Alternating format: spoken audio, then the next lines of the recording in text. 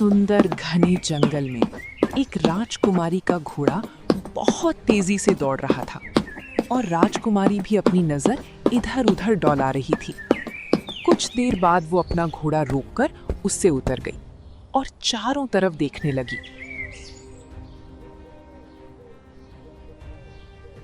अरे ये मैं कहाँ आ गया? लगता है मैं रास्ता भटक गया हूँ। लेकिन मैंने तो उसे इसी ओर जाते हुए देखा था। कहाँ चला गया? इतना कहकर राजकुमारी इधर-उधर देखने लगी। फिर वो अपने प्यास से व्याकुल होकर बोली, मेरा तो प्यास से गला सूख रहा है। अगर कोई तालाब या कुआं मिल जाए तो पानी पीकर प्यास बुझा सकूं और फिर घर वापस जा सकूं। शाम हो गई है, अब कुछ देर बाद रात होने ही वाली है। तभी राजकुमारी की नजर दूर एक कुएं पर पड़ी। वो मुस्कुरा उठी और वो धीरे-धीरे कदमों से उसे कुएं की तरफ जाने लगी। अरे वाह, क्या बात है! मुझे यहीं पर कुआं मिल गया। वहां पानी भी होगा। राजकुमारी धीरे-धीरे कदमों से उस कुएं के पास पहुंची। जैसे ही राजकुमारी उस कुएं के अंदर देखती है तो हैरान हो जाती है। कुएं के अंदर पानी नहीं था, बल्कि उसके अंदर एक तलवार सोने के जैसा चमक रहा था। आखिर ये क्या है? अरे ये तो लगता है सोने से बना तलवार है। राजकुमारी की जिज्ञासा बढ़ गई और वो कुएं के अंदर चली गई। राजकुमारी जैसे ही उस चमकीली तलवार को छूती है, तलवार को छूने की अगले ही पल एक आवाज राजकुमारी को सुनाई दिया। ये तुमने क्या किया? तुम्हें उस चमत्कारी तलवार को नहीं छूना चाहिए था। तुम्हें इसकी सजा मिलेगी। ये सुनकर राजकुमारी डर गई। मैं इस कुएं की रक्षक हूं, इस तलवार के रक्षक। तुम्हारा मन साफ नहीं है। तुमने इसे लालच की नीयत से छुआ है। तुम्हें इसकी सजा मिलेगी। तुम नहीं जानती हो इस तलवार का रहस्य क्या है। ये सुनकर राजकुमारी और भी डर गई। देखो, मुझे नहीं पता था कि इस तलवार को हर कोई नहीं छू सकता। मुझे माफ कर दो। मैं तो यहाँ पर पानी की तलाश में आया था। तुम मेरे बात का विश्वास करो, मैं मन से बुरी नहीं हूँ। जो भी हो, लेकिन तुम्हें सजा मिलेगी और तुम श्रापित हो जाओगी। इतना कहकर वो आवाज बंद हो गया। अगले ही पल राजकुमारी रंग बिरंग किरणों के साथ गायब हो गई। आखिर वो राजकुमारी कौन थी और किसे ढूंढ रही थी, और इस तलवार का क्या रहस्य है? आइए आगे देखते हैं। इस घटना के कुछ दिनों बाद मणिपुर नाम के गांव में जगदीश नाम का एक लोहार रहता था। उसके घर में उसकी एक बहन रहती थी। जगदीश बहुत गरीब लोहार था। वो एक टूटी फूटी झोपड़ी से बना दुकान में काम करता है। न जाने हमें ये दिन कब तक देखना पड़ेगा। अब तो आमदनी पूरा ठप हो चुका है। हे भगवान, अब तुम ही कुछ करो। आखिर कब तक ऐसा चलेगा? दुकान पर एक भी ग्राहक नहीं आता है। जगदीश पूरा दिन दुकान में काम करता है और शाम होने के कुछ देर पहले घर की ओर चल देता है।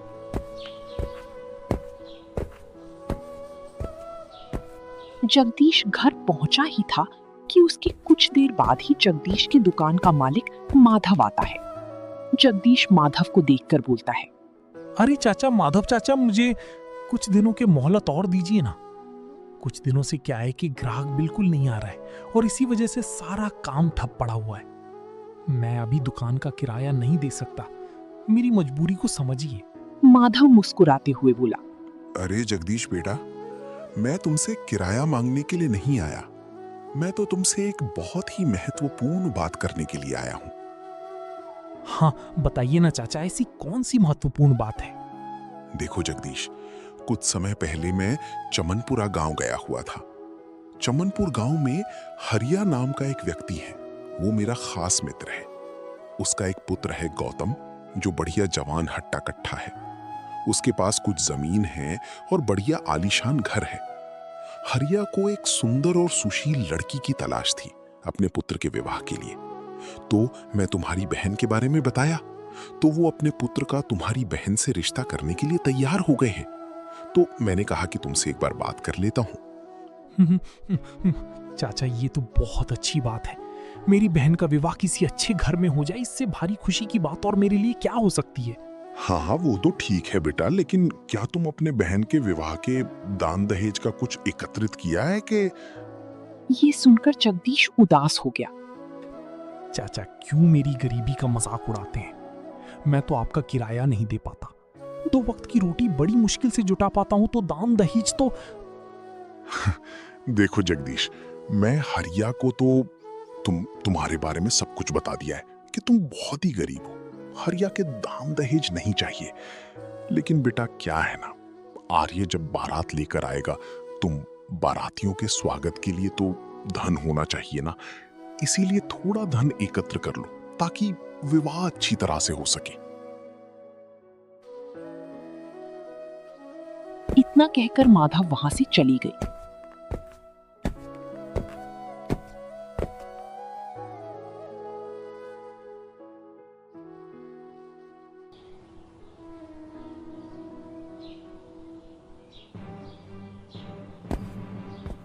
अगले दिन जगदीश दुकान पर ना जाकर सीधे गांव के जमींदार के पास पहुंच जाता है। जमींदार बहुत ही कठोर स्वभाव का था। जगदीश हाथ छोड़कर जमींदार के सामने खड़ा हो गया। नमस्कार जमींदार साहब। हाँ बताओ बताओ। जमींदार जी, आप तो जानते ही हैं, मेरे घर में एक मेरी बहन है जो शादी के योग्य हो गई है। अब मैं भी सोचता हूँ उसकी शादी करके एक जिम्मेदारी से मुक्त हो जाऊं। इसीलिए हमें थोड़ा कर्ज चाहिए। कर्ज? वो भी तुम्हें? अच्छा ये बताओ, तुम गिरवी क्या रखोगे? किस चीज के बदले में तुम्हें कर्ज दूंगा? देख जगदीश, तुम्हारे पास गिरवी रखने के लिए क्या है तो आगे बात होगी। जमींदार जी, आप तो जानते ही हैं कि मैं एक लोहार हूं जो टूटी फूटी झोपड़ी की दुकान में काम करता हूं, लेकिन वो भी मेरा नहीं है। अब मेरे पास सिर्फ मेरा एक घर है, उसके बदले कुछ। अरे तुम उस झोपड़ी को घर कहते हो जो जगह जगह से टूटा हुआ है? ना ही बारिश से आराम और ना ही धूप से, उसे तुम घर कहते हो? मैं उस झोपड़ी को मुफ्त में ना खरीदूं तो मैं उस झोपड़ी के बदले तुम्हें कर्ज कैसे दे दूंगा? और कुछ गिरवी रखने के लिए सोना चांदी है तो बात कर, नहीं तो यहां से जा। फोकट में समय बर्बाद कर दिया मेरा। जो यहां से तुम्हें उस झोपड़ी के बदले कर्ज नहीं मिल सकता। जमींदार ने जगदीश को कर्ज देने से साफ साफ मना कर दिया। जगदीश अपने आप को बहुत अपमानित महसूस करता हुआ तेज कदमों से हवेली से बाहर निकल गया।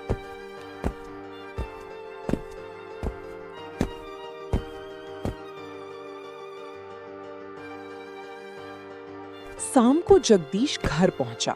उसके चेहरे पर निराशा साफ झलक रहा था।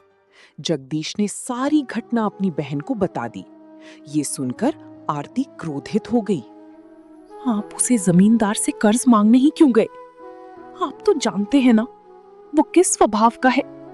मजबूरी इंसान से सब करा देती है, जिसके बारे में वो कभी सोचता भी नहीं। ये सुनकर आरती रोने लगी और मायूस होकर बोली, भैया, आप मेरे लिए इतनी चिंता मत कीजिए। अगर मेरे भाग्य में किसी अच्छे घर में विवाह होना लिखा होगा तो हो जाएगा। अब क्या करूं, मुझे भी कुछ समझ में नहीं आ रहा है। कुछ दिनों बाद अचानक गांव में सूखा पड़ गया। पूरे गांव में हाहाकार मच गया। एक दिन जगदीश अपनी दुकान में काम कर रहा था। तभी वहां पर माधव आता है। अरे जगदीश बेटा, कैसा चल रहा है कारोबार? आई चाचा, क्या बताऊं। अब एक तो पहले से ही परेशान था, अब ये सूखा पड़ जाने के कारण और भी परेशानी बढ़ गया। पहले तो 2 वक्त का रोटी भी निकल जाता था, लेकिन अब वो भी मुश्किल हो गया है। हाँ जगदीश बेटा, तुम सच कह रहे हो। सूखा पड़ जाने के कारण गांव में हाहाकार मच गया है। अपने राजमहल में अचानक से अनाज का भंडार कम हो गया। और ऊपर से वर्षा भी नहीं हो रहा है। ये सुनकर जगदीश और भी चिंतित हो गया। कुछ देर के बाद जगदीश घर चला जाता है। जगदीश के घर आने के बाद उसकी बहन बोलती है, भैया, गांव में बहुत बड़ा अकाल पड़ा है भैया। गांव के अधिकतर तालाब और कुएं सूख गए हैं और जिन कुओं और तालाब में पानी है वो जमींदार के अधीन है। वो गांव वालों से बहुत महंगे कीमत वसूल रहा है पानी के बदले और घर पर भी पानी खत्म हो रहा है। तुम चिंता मत करो, मैं अभी जंगल जाकर पानी लेकर आता हूँ। इतना कहकर जगदीश घर से एक मटका उठाना है और जंगल की तरफ चल देता है।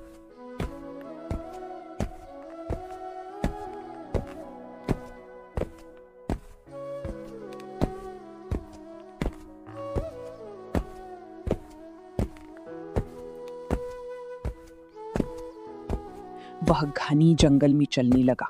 कुछ देर बाद उसे एक तालाब दिखाई दिया। आखिरकार पहुंच ही गए। जिस तालाब को ढूंढ रहे थे इतना देर से, यही वो तालाब है जिसमें हमेशा पानी रहता है। चलो चलो, अब पानी भर लेते हैं।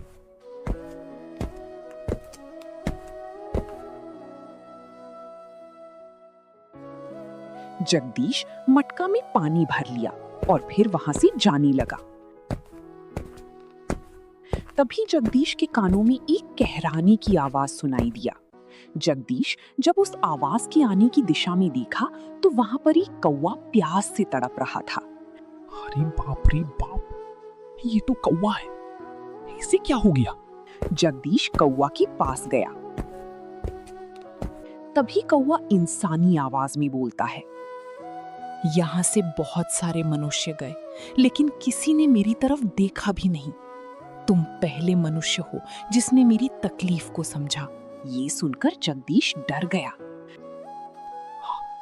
हे भगवान, एक कौवा पक्षी मनुष्य की आवाज में बात कर रही है। डरो मत, मैं तुम्हें कोई नुकसान नहीं पहुंचाऊंगा, लेकिन मैं तुम्हारा तकदीर बदल सकता हूँ। क्या बात कर रही हो? तो तुम वास्तव में मेरी तकदीर बदल सकती हो? हाँ, मेरी मदद करो, मैं बहुत प्यासी हूँ। प्यास के कारण मुझसे उठा भी नहीं जा रहा। जगदीश ने कौवा को पानी पिलाया। पानी पीकर कौवा खुश हो गया।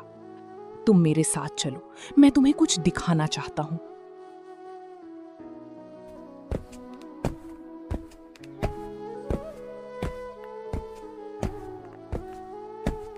उसके बाद कौवा जगदीश को जंगल के अंदर ले गया। कुछ देर बाद कौवा एक कुएं के पास जाकर रुक गया।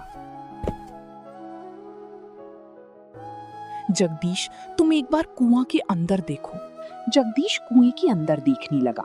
कुएं के अंदर एक तलवार था जो सुनहरी रंग की किरणों से चमक रही थी। ये तो कोई तलवार है। उसे उठाओ। जगदीश उस कुएं के अंदर गया और उस चमकीली तलवार को उठाकर बाहर लाया। ये एक जादुई तलवार है। तुम एक कुशल लोहार हो।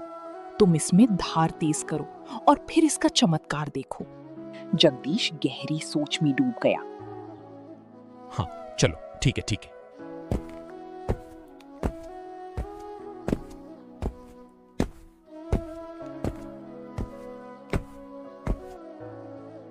जगदीश कौवा को लेकर अपने घर आ गया। अगले दिन जगदीश उसी तलवार को लेकर अपनी दुकान पर गया और उसमें धार बनाने लगा। कौवा भी उस दुकान के पास आकर बैठ गया।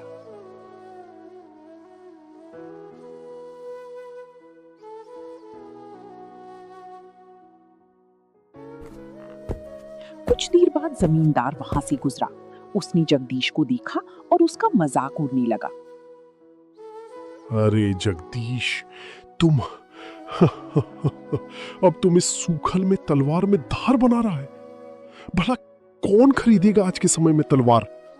अरे लोग मुंह मांगी कीमत पर अनाज खरीद रहे हैं और तू तलवार बन रहा है। लगता है तुम्हारा माथा सनक गया है। जमींदार की नजर उस तलवार पर पड़ा। अरे ये किस तरह का तलवार है? ये कुछ अजीब लग रहा है। मैं यहाँ कुछ भी कर रहा हूँ, तुम अपने काम से काम रखो ना जमींदार। मेरे काम में फालतू में दखल मत दो। जाओ अपने काम से काम रखो। अरे बेटा, मैं अभी थोड़ा जल्दी में हूं। अगर जल्दी में नहीं रहता तो मैं तुम्हें अच्छे से बताता कि मेरा काम क्या है और मुझे किससे मतलब है। हाँ, नहीं तो बात करता है ससुरा। इतना कहकर जमींदार वहां से चला गया। जगदीश ने लगातार कुछ घंटे मेहनत करने के बाद तलवार में धार बना दिया। तलवार को देखकर कौवा खुश हो गई। अरे वाह, तुमने तो इसे और चमका दिया है। हाँ, तलवार तो तैयार हो गया है, लेकिन इस तलवार का जादुई उपयोग क्या है? चलो मैं तुम्हें इसका जादुई उपयोग दिखाता हूँ। जगदीश कौवा के साथ जाने लगता है। कौवा उसे एक सूखा खेत में लेकर गया, जहां गांव का मुखिया अपना सिर पकड़ी जमीन को देख रहा था। मुखिया ने जगदीश को देखा और चौंक गया। अरे जगदीश, तुम यहाँ क्या करने आया है? जगदीश कुछ नहीं बोला। कौवा जगदीश को बोलता है, इस तलवार को जमीन में गाड़ दो। जैसे ही जगदीश ने तलवार को जमीन में गाड़ा, अगले ही पल आकाश में काली बादल घिर आई और देखते ही देखते बारिश शुरू हो गया। अरे जगदीश, ये कौन सा चमत्कारी तलवार ले आया तू?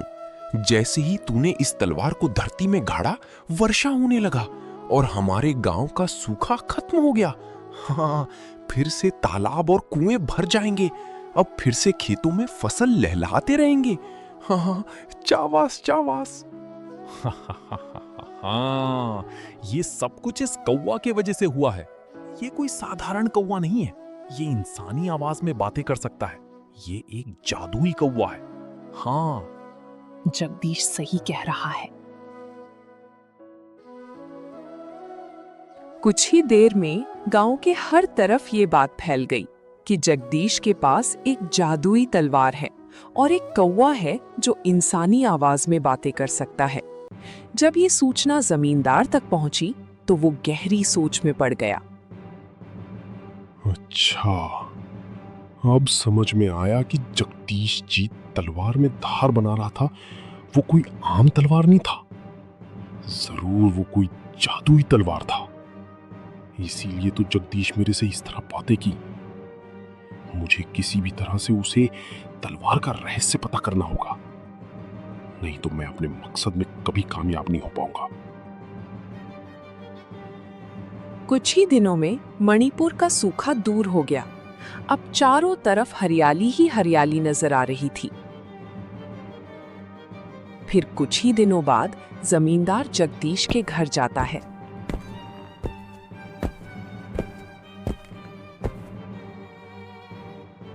जगदीश, अरे बेटा जगदीश, तुम्हारे पास जादुई तलवार है। तुम तो उससे बहुत सारा धन कमा सकते हो। जमींदार, मेरे मन में ना लालच जगाने का कोशिश मत करो, तो इसमें कभी सफल नहीं हो सकते हो। बड़े आए, जाओ निकलो यहां से। ये सुनकर जमींदार गुस्से से वहां से चला जाता है। तभी कौवा वहां पर आया। मुझे जमींदार पर नजर रखने होंगे। इसके इरादे ठीक नहीं लग रहे।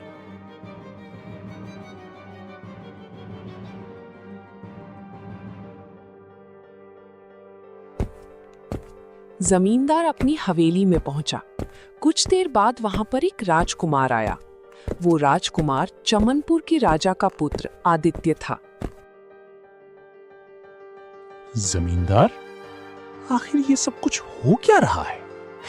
मेरे सुनने में आया है कि तुम्हारे गांव में एक लोहार है जिसके पास एक जादुई तलवार है, और वो जादुई तलवार इलाके के जिस किसी बंजर जमीन पर गाड़ देता है, वहां वर्षा होने लगता है। क्यों, सही बात है ये? बिल्कुल सही बात है मेरे मित्र, बिल्कुल सही बात है। दरअसल चमनपुर का राजकुमार आदित्य और जमींदार बहुत ही गहरे मित्र थे। तो फिर हम अपने मकसद में कामयाब कैसे हो पाएंगे? किसी भी कीमत पर उस लोहार से तलवार छीननी होगी। हाँ, कह तो तुम सही रहे हो, लेकिन ये काम तो तुम ही कर सकते हो क्योंकि तुम एक राजकुमार हो। क्योंकि मैं अगर उससे तलवार छीनने का कोशिश करूंगा तो पूरा गांव मेरे खिलाफ हो जाएगा। कोई बात नहीं, मैं अभी उससे तलवार छीन करके आता हूं। कौवा उन दोनों का बातचीत सुन रहा था। कौवा तुरंत उड़ता हुआ जगदीश के पास पहुंचा।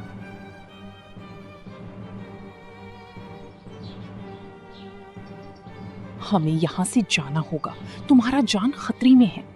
राजकुमार आदित्य बहुत ही दुष्ट राजकुमार है।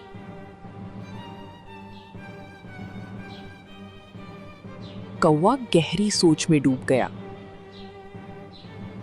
देखो, राजकुमार आदित्य बहुत ही दुष्ट है, परंतु उसका पिता राजा महेंद्र बहुत ही नेक इंसान है। चमनपुरा भी सूखे से जूझ रहा है। मुझे लगता है तुम्हें राजमहल में जाकर राजा महेंद्र की मदद करनी चाहिए।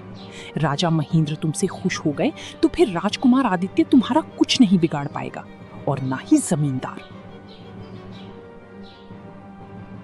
कौवा और जगदीश इस समय मणिपुर राज्य की ओर चल पड़े।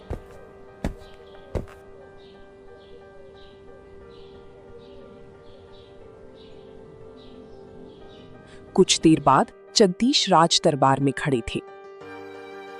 महाराज, चमनपुर सूखा से जूझ रहा है और मैं इस सूखे को दूर कर सकता हूं।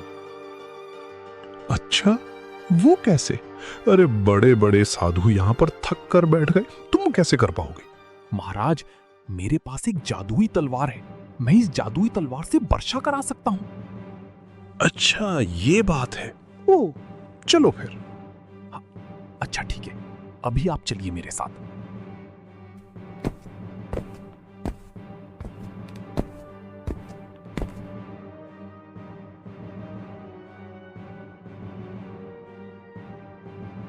तलवार को जमीन में करते हैं, वहां पर एक धमाका हुआ। वो सभी एक गड्ढा में गिर गया था। उसी गड्ढे में बहुत बड़ा सुरंग बना हुआ था। वहां पर बहुत सारा अनाज भरा हुआ था। ये देखकर एक सैनिक बोलता है, महाराज, ये तो हमारे गोदाम का वही अनाज है जो अचानक से गायब हो गया था। तभी जादुई तलवार के अंदर से आवाज आई, यही सत्य है। ये काम किसी और ने नहीं बल्कि राजा पुत्र आदित्य ने किया है। दूसरों से ही अपने पिता के खिलाफ षड्यंत्र रच रहा है ताकि वो जल्द से जल्द सिंहासन हथिया सके। अगले ही पल कौवा रंग बिरंगी किरणों के साथ एक राजकुमारी में बदल गई। हाँ हाँ, तुम तो मेरी पुत्री राजकुमारी हो। कहाँ चली गई थी तुम? मैंने तुम्हें कितना ढूंढने का प्रयास किया। मैं सारी सच बताती हूँ पिताजी। दरअसल भैया पर काफी समय पहले शक हो गया था। एक दिन मैंने देखा था कि भैया किसी से छुप छुप कर मिलने जाते हैं। एक दिन मैंने भैया का पीछा किया, लेकिन पीछा करते हुए मैं जंगल में भटक गई। मुझे प्यास लगने लगी और मुझे एक कुआं नजर आया, और जब मैं कुएं के पास गया तो वहां पर एक तलवार दिखाई दिया, जिसे छूते ही मैं श्रापित हो गई। और जब मेरा आंख खुला तो मैं एक कौवा के रूप में परिवर्तित हो चुकी थी।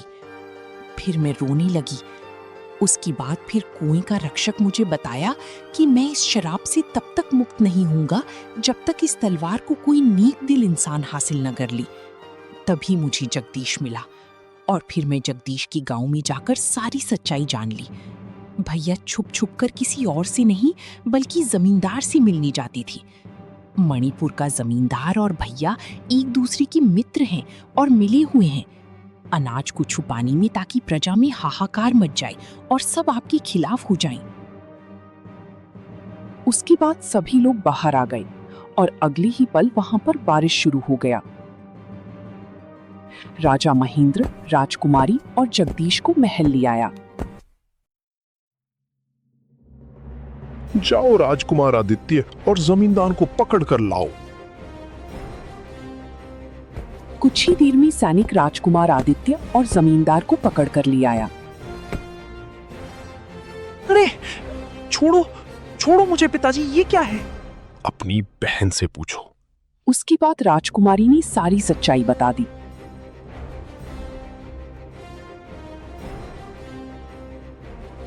सनी को ले जाओ, इसे काल कोठरी में बंद कर दो।